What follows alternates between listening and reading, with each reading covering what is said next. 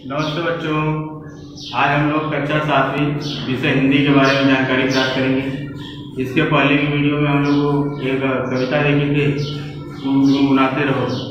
अब ये हम लोग देखेंगे पाठ 3। इस पाठ का जो नाम है मुक्ति का प्रतिदान भाग 1।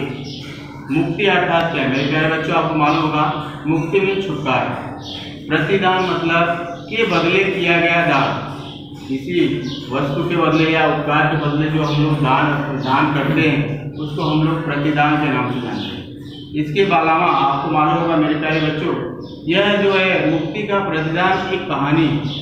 इस कहानी के माध्यम से जो लेखक है वो हमें ये बताना चाहते हैं कि हमारे मन में किसी प्रकार का लोभ नहीं होना चाहिए, क्योंकि आपको मालूम होगा जो भी है वो हमारे कार्य के ऊपर निर्भर होना चाहिए। अर्थात आपको मालूम होगा कि हमारा जो परिश्रम ही हमारी पूंजी, हमारे परिश्रम के माध्यम से जितना हमको धन प्राप्त होता है वही हमारा है। हमें किसी और के लालच में रहकर अपने अहित को नहीं करना चाहिए।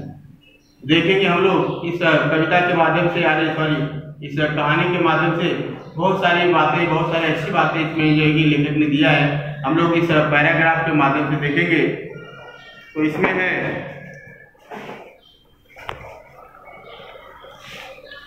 बहुत पहले की बात है, अचलपुर नामक एक गांव था। वहाँ के लोग बड़े सीधे साधे और ईमानदार थे। उन्हें किसी बात का लालच नहीं था। धन दौलत, सोना चांदी, रुपए पैसे का महत्व हर युग में ही रहा है।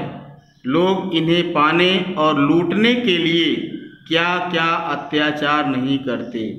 उन्हीं दिनों दो व्यक्ति महात्मा ज्ञानी जी के पास सोने के सिक्कों से भरी एक थैली लेकर उपस्थित हुए। दोनों ही थैली से मुक्ति पाना चाहते थे। मेरे प्यारे बच्चों, यह एक बहुत पुरानी कहानी है। अचलपुर नामक एक गांव था। इस गांव के लोग बड़े सीधे साधे, बहुत सभ्य थे, बहुत सज्जन थे और ईमानदार थे। उनके अंदर किसी भी प्रकार का लालच या छल कपट नहीं रहता था। अर्थात ये लोग बड़े सीधे साधे और ईमानदार थे। उन्हें किसी बात का लालच नहीं था। उनके मन में किसी भी प्रकार का कपट नहीं था।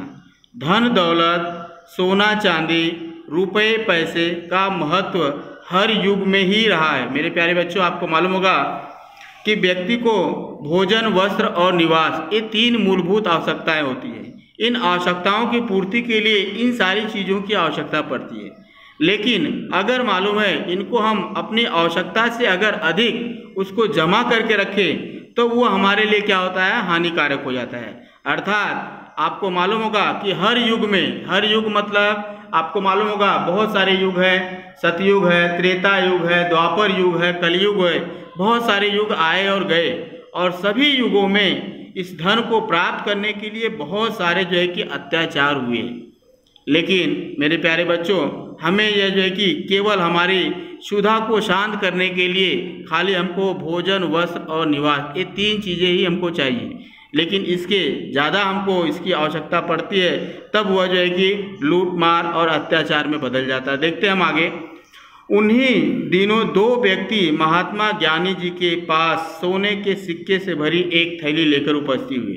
उन्हीं दिनों की बात है, उस समय 2 व्यक्ति एक सोने के सिक्कों से भरी एक थैली ज्ञानी जी के पास, मतलब उस गांव में एक सज्जन पुरुष होते थे। अर्थात उनके पास ये दोनों लोग थैली लेकर जो है कि वहाँ पे इकट्ठा हुए, जमा हुए और एक थैली लेकर उपस्थित हुए। दोनों ही थैली से मुक्ति पाना चाहते थे। मतलब इस थैली को दोनों व्यक्तियों में से कोई भी व्यक्ति इस थैली को अपने पास रखना नहीं चाहता था। दोनों ही एक दूसरे के ऊपर इस थैली का बोझ देना चाहते थे। अर्थात कुल मिलाकर यह व्यक्ति जो है, अर्थात इस अचलपुर गांव के लोग बड़े ईमानदार और जो है कि सज्जन पुरुष थे, जिसके कारण ये दोनों लोग जो है कि इस थैली को अपने पास नहीं रखना चाहते थे। देखते हैं अगला पैराग्राफ में। समस्या यह थी कि उन दोनों में से कोई भी उस धन को लेने के लिए तैयार नहीं था। उन दोनों ने अपने दामादों को सिक्कों से भरी वह थैली दान दहेज में देना चाहा, तो उन्होंने भी कहकर लेने से साफ मनाही की कि दहेज लेना बिल्कुल अनुचित है। मेरे प्यारे बच्चों, आपको मालूम होगा कि यह समस्या वहीं की वहीं पड़ी रह गई, अर्थात उन दोनों में से कोई भी उस धन को लेने के लिए जो है कि स्वीकार नहीं किया।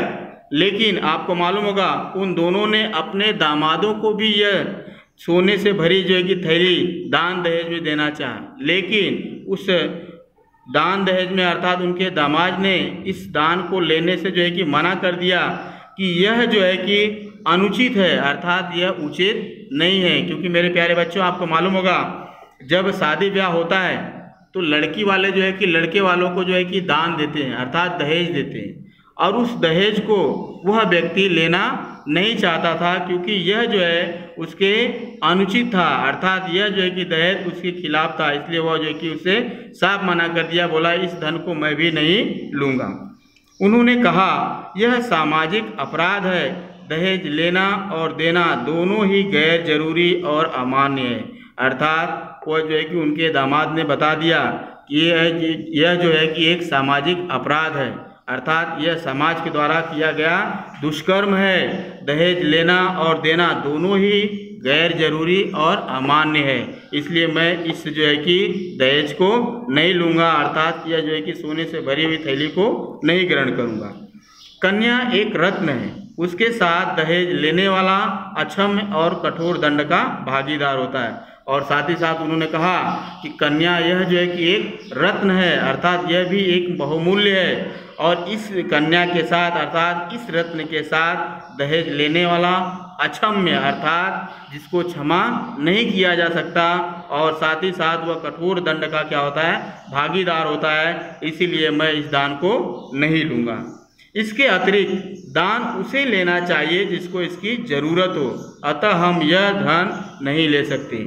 और साथ ही साथ उसने कहा कि इस दान को ऐसे व्यक्ति को लेना चाहिए कि जो उस व्यक्ति अर्थात वह इसके लिए भागीदार हो, अर्थात जो इसका हिस्सेदार हो, अर्थात ऐसे व्यक्ति को यह नहीं लेना चाहिए जिसको इसकी आवश्यकता न हो, जिसको ज़रूरत है उसी को यह धन लेना चाहिए। इसके बाद अब ज्ञानी जी के सामने भी यह विकट समस्या थी, उन्होंने अपने शिष्य को बुलाकर यही प्रश्न किया।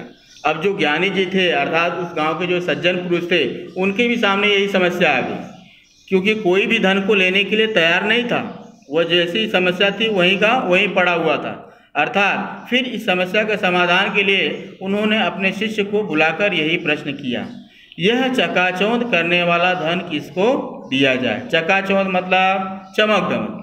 आपको मालूम होगा कि सोने चांदी के जो सिक्कों को देखकर सबकी आंखें जो है कि चमक दमक हो जाती है, अर्थात चकाचौंध हो जाती है, और इसीलिए इसको जो है कि चमक दमक करने वाला जो धन है वो किसको दिया जाए, कौन लेगा, इसका कौन जो है कि हिस्सेदार हो सकता है।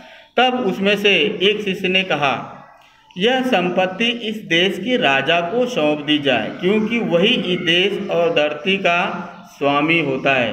क्योंकि मेरे प्यारे बच्चों, आपको मालूम होगा जो राजा होता है उस राज्य के प्रत्येक प्रजा का अर्थात वहाँ पे जितने भी सारे लोग होते हैं उन सभी का हितैषी होता है। उसकी जो है कि देखभाल करने का काम पूरा का पूरा श्रेय जो होता है राजा का होता है।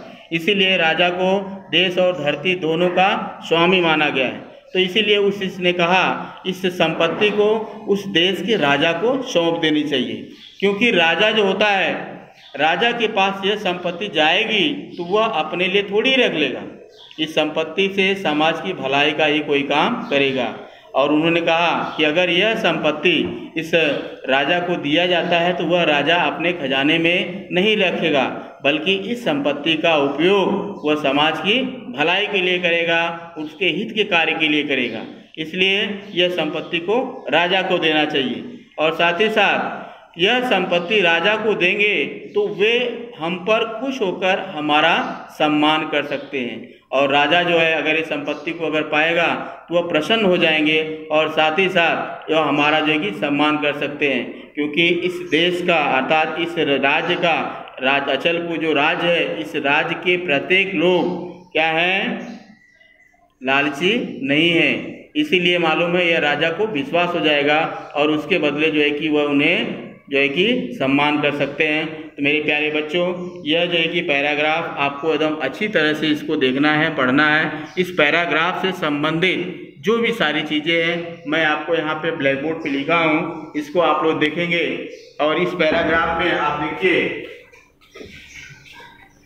कि बहुत जो कि आपका जो पैराग्राफ है, बहुत पहले की बात से लेकर हमारा सम्मान कर सकते हैं, जहां तक मैंने आपको कराया है उसके बीच में आपको देखना है। और साथ ही साथ उसके जो कठिन शब्द हैं, ये सारे कठिन शब्द मैं यहाँ पर लिख के दिया हूँ, इसको आप विशेष रूप से ध्यान से देखिए। जैसे आपको दिया गया है लालच। लालच मतलब क्या होता है बच्चों? लोभ। युग मतलब जमाना, जिसको मैंने यहाँ पे बताया है सतयुग, त्रेता, द्वापर, कलयुग, ये सब युग है, अर्थात एक समय है, जमाना है। इसके साथ अत्याचार का मतलब दुर्व्यवहार, मुक्ति मतलब छुटकारा, अनुचित मतलब गलत, मनाही मतलब मना करना, अक्षम्य अर्थात जिसको क्षमा न किया जा सके, समस्या मतलब संकट, चकाचौंध, चमक दमक, सम्मान, आदर और सत्कार, प्रतिदान का मतलब बदले में दिया गया दान, मुद्रा मतलब सिक्का। तो मेरे प्यारे बच्चों, ये सब शब्दार्थ है, अर्थात यहाँ पे कठिन शब्द है और उसका जो है कि आसान शब्द यहाँ पर दिया गया है। तो इसको अच्छी तरह से देखिए। इसके बाद यहाँ पर आपको कुछ कृति दी गई है, इस कृति को ध्यान से देखेंगे आप लोग। आपको 1 और 2 कृतियां हैं। पहली कृति है अचलपुर गांव के लोग इस प्रकार के थे। अब किस प्रकार के लोग थे? वहां पे 2 प्रकार आपको बताया गया, एक सीधे साधे और दूसरा ईमानदार। मतलब इस प्रकार के अचलपुर गांव के लोग थे, सीधे साधे और ईमानदार। दूसरा कृति है दहेज लेने वाला। जो दहेज लेता है वो व्यक्ति कैसा होता है? अर्थात जिसको अक्षम्य और कठोर दंड का भागीदारी होती है। अर्थात ये बातों को आप ध्यान रखेंगे, जो दहेज लेता है उसको हम लोग अक्षम्य और कठोर दंड का वो भागीदार होता है। इसके साथ साथ मेरे प्यारे बच्चों, इस वीडियो में आपको कुछ गृह कार्य दिया गया है। इस गृह कार्य को आप देखेंगे, जैसे एक एक वाक्य में उत्तर लिखो। पहला आपको दिया है अचलपुर गांव के लोगों की क्या विशेषताएं थी। दूसरा है दोनों व्यक्तियों के दामादों ने थैली का धन लेने से इनकार क्यों किया। इसके साथ ही आपको खाली जगह यहाँ पर दिया गया है, इस संपत्ति से समाज की डैश का ही कोई काम करेंगे। दूसरा है दहेज लेना और देना दोनों ही डैश और अमान्य है। तो मेरे प्यारे बच्चों, ये आपका गृह कार्य था। तो इस वीडियो में बहुत सारी आपको चीजें बताई गई, कहानी बताई गई, कहानी के साथ साथ इसमें कृतियां दी गई हैं। ये सारी कृतियों को अच्छी तरह से कीजिए और साथ ही साथ इस वीडियो को ज्यादा से ज्यादा मात्रा में शेयर कीजिए, अपने दोस्तों तक पहुंचाइए। और इसमें जो पूछे गए गृह कार्य हैं, इस गृह कार्य को करने के साथ साथ शुक्रवार और शनिवार को अपने ग्रुप में इसको शेयर कीजिए। इसी के साथ मैं अपनी वाणी को विराम देता हूँ। धन्यवाद।